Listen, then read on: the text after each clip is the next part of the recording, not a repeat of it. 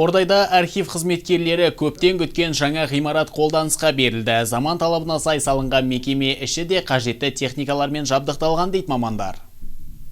Қордайлық архив қызметкерлерінің көптен күткен тілегі орындалды. 2 қабаттан тұратын ғимараттың құрылысына 338 миллион теңгеге жуық қаражат жұмсалыпты. Бұл жұмыстарды Тараз Құрылыс Инвест компаниясы жүргізген. Ашылу салтанатына осы салада жұмыс істейтін басқа облыстардың мамандары арнайы шақырылған. Зиялы қауым мен ардагерлер жаңа мекеменің лентасын қиды.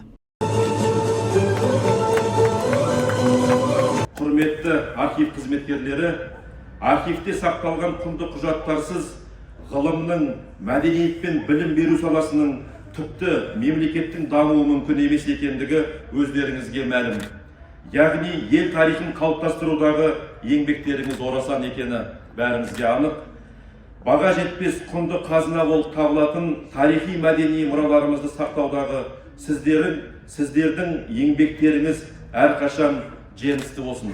Айта кету керек, қазіргі таңда Қордай аудандық мемлекеттік архивте 13 қызметкер жұмыс істейді. Ал салтанатты жиынға келген қонақтар жылы лебізін білдірді.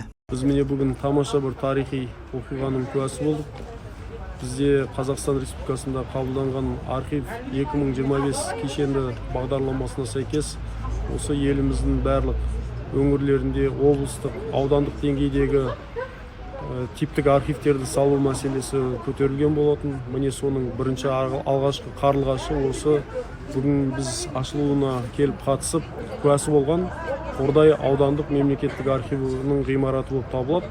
Жалпы ғимаратта құжаттарды қабылдау бөлмесі, арнайы қоймалар мен мәжіліс залы да қарастырылған. Мамандардың жұмыс істеуіне барлық жағдай жасалған дейді мекеме басшысы. Қанат Күзберген, Элдар Түстікбай, 24 News.